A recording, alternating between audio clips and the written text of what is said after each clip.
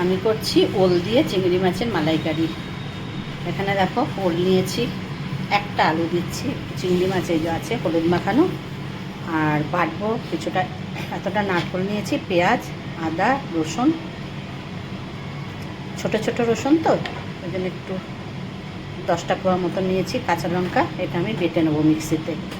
আর ফোড়নের জন্য নিয়েছি তেজপাতা, শুকনো লঙ্কা, জিরে, গরম মশলা নিয়েছি, এলাচ, দারচিনি, লবঙ্গ। আর এখানে ধনে গুঁড়ো, জিরে গুঁড়ো, লঙ্কা গুঁড়ো, হলুদ গুঁড়ো, তেল, নুন তো লাগবেই। চিংড়ি মাছটা ভাজা হয়ে গেছে, আর এই যে গুঁড়ো মশলাটা পেস্ট করে রেখেছি, আর এই যে মশলাটাও বাটা হয়ে গেছে, পেঁয়াজ, আদা, নারকেল, সেটাও বাটা হয়ে গেছে।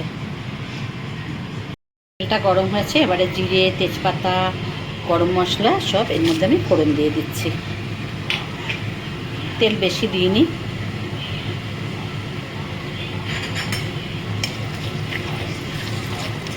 একটু ভাজাটা গরম মশলাগুলো একটু ভাজা হলে আমি প্রথমে ওলটা দেব।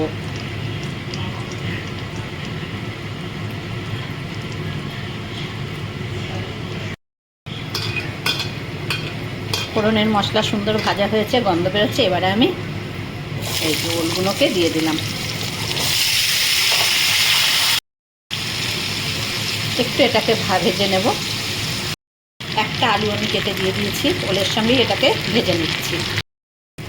ওলটা আলুটা আমার ভালো করে ভাজা হয়ে গেছে, দেখতেই পাচ্ছ, সুন্দর করে আমি এটাকে ভেজে নিয়েছি। এবারে এর মধ্যেই আমি এই যে পেঁয়াজ, নারকেল যেটা বেটেছি এটা আমি দিয়ে দিচ্ছি। এই যে গুলে রেখেছি মশলাটা, ধনে, হলুদ, লঙ্কা, জিরে, সেটাও দিয়ে দিলাম। এবার এটাকে আমি ভালো করে কষিয়ে নেব, সব মশলা সুন্দর করে কষিয়ে নেব।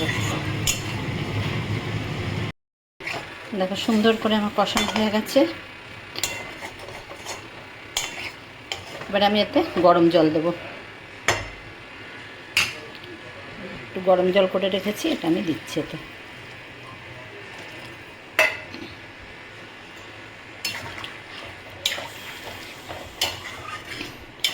এইভাবে ওলের মালাইকারি করবে। চিংড়ি মাছ যদি বড় পাও আরও ভালো, আমি আজকে ছোট চিংড়িই দিচ্ছি, কিন্তু বড় চিংড়ি দিলে আরও ভালো লাগবে।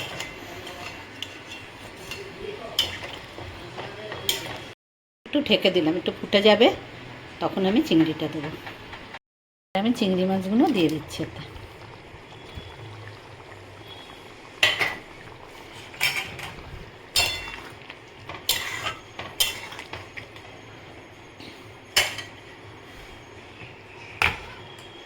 আরও কিছুক্ষণ আমি এটাকে ঢাকা রাখছি।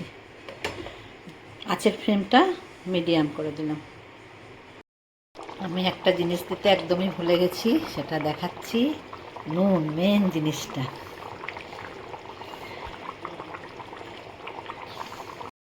গ্রেভি আমি এতটা রাখলাম, হয়ে গেছে আমার ওল চিংড়ির মালাইকারিটা।